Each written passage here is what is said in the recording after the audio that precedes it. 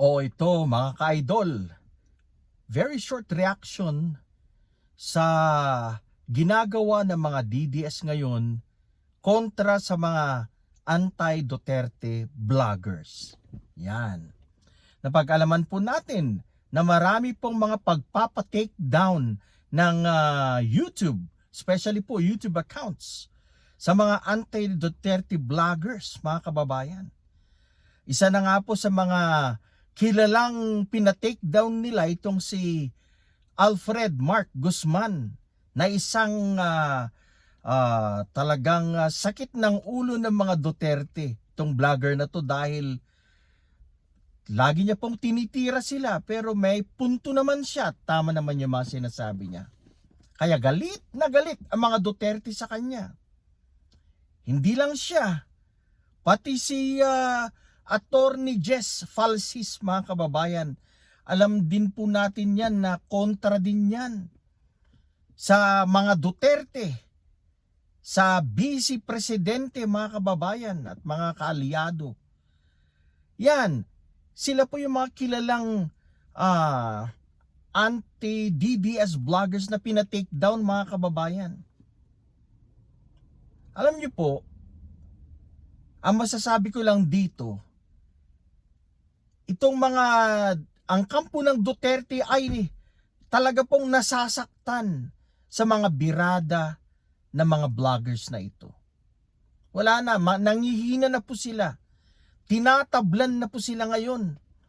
At marami na po mga Pilipino ang talagang ang kanilang galit ay nakasentro sa mga Duterte. Pati na rin sa mga kaalyado ng Duterte at mga DDS. Ramdam na po nila ang galit ng taong bayan. Ang dami na po ngayong mga small vloggers tulad po natin na galit sa mga Duterte. At gusto po nilang ipa-take down, gusto nilang ma-stop itong mga vloggers na to para hindi lumabas yung kanilang bulok. Dahil kitang-kita po ngayon na wala na. Lumalabas ng katotohanan ng pamilyang Duterte ay talagang hindi po maka-Pilipino. Ito po isang malaking pagpapanggap, panluloko sa mga Pilipino, sa taong bayan. At yan po ay na-establish, na ilahad na mga vloggers na to kagaya ni Alfred Guzman at Attorney Jess Falsis. Alam nyo, mga kababayan, tama po ang mga pinagsasabi ng mga anti-Duterte vloggers na to. Hindi po fake news. Ang magaling gumawa ng pag-fake news ay yung mga anti-BBM vloggers, kagaya po ng mga banateros at mga kasamahan. Yan. So mga kababayan, ang punto po natin dito, they're getting hurt. At nararamdaman na po nila. Alam po natin na nagigiba na po ang kampo ng mga Duterte. Nagigiba na po sila. Paunti-unti po silang magkukulaps dito. At yung kanilang ambisyon para sa 2028, malabo na po yan, mga kababayan. Malabo na.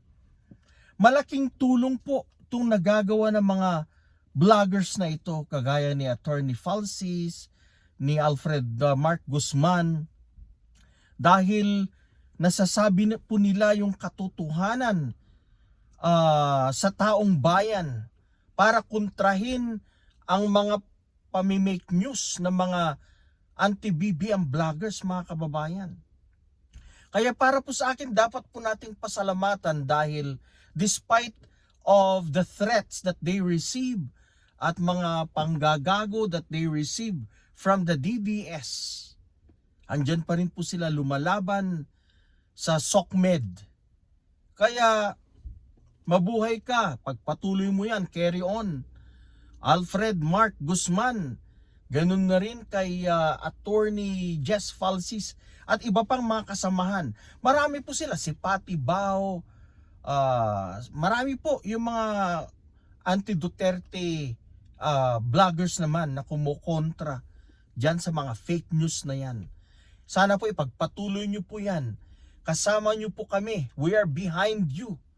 Kaming mga small vloggers, sabihin na natin, we're trying our best naman para suportahan ang inyong laban. Ito po ay laban ng mga matitinong Pilipino kontra sa Duterte. Iisa lang naman ang kaaway dito, wala nang iba. Ang pamilyang Duterte ng Davao na nagnanais makabalik sa 2028. Pero wala po yan. Isang malaking panaginip lang. Dahil maraming kaso si Sara Duterte na isasampa ngayong linggo or this coming week. Dahil marami po siyang kaso at posibleng matanggal through impeachment process sa Senado, wala na po yan pagdating ng 2028. Bago mag 2028, kulong na po yan at wala na yung kanyang ambisyon.